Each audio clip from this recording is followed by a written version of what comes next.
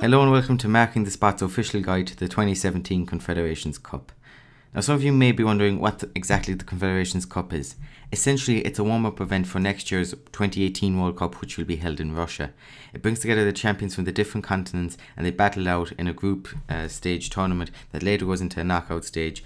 And it's hugely beneficial for these teams as they learn what it's like to play in Russia. They see the stadiums, they get used to the travel, and of course they get used to the pitches, because some of them may be artificial next year, we don't know. So it'll be very important for them.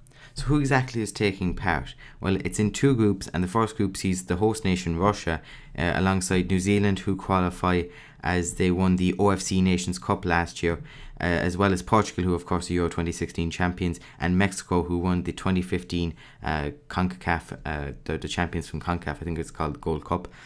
Group B sees Cameroon, who are the Africa Cup of Nations champions crowned this year, Chile, who are the 2015 Copa America champions, alongside Australia, who are the 2015 AFC Asian Cup champions, and Germany, the reigning World Cup champions. So there are two groups. It's going to be very interesting to see how it pans out, and the format, I'll explain it very quickly. It's played in two stages. The group stages, obviously Group A and Group B, and later a knockout stage. Group stages, each team plays each other 3 times in a group of 4, with the winners and the runners-up from each group advancing to the knockout stages. In the knockout stage, the 4 teams will compete in a single elimination matches, which are semi-finals, beginning with the semi-finals and ending, of course, with the final match. There'll also be a third place playoff. So it'll be very interesting to see how it pans out. And we've got 4 host cities. We've got St. Petersburg, we've got Moscow, we've got Sochi, and we've got Kazan. 3 of the stadiums are brand new and they look really nice. I mean, the St. Petersburg Stadium alone is going to host around 68,000.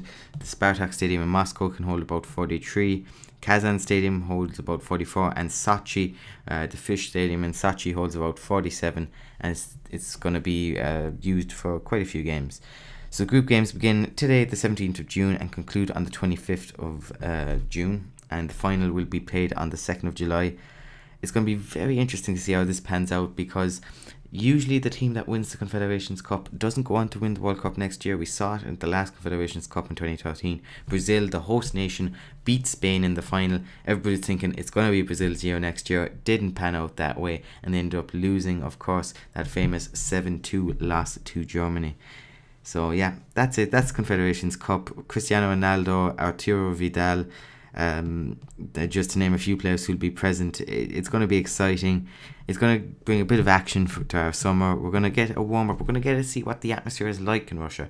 We're going to see, we'll get feedback from the players as things go on, see if they're liking the pitches, if they're liking the stadium. We'll see how the fans get treated over in Russia, because at the moment there's a lot of concern about that.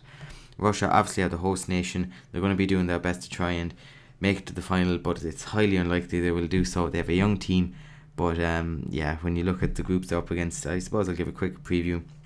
Group A, you'd have to favour Portugal and Mexico to get out of that group. Mexico are a very strong young team. And Group B is probably the hardest, and Germany and Chile would be favourites to come out, but Cameroon are going to be a very tricky side to play against, and I would not rule them out shocking us, but you would have to favour Germany and Chile just on pure strength alone.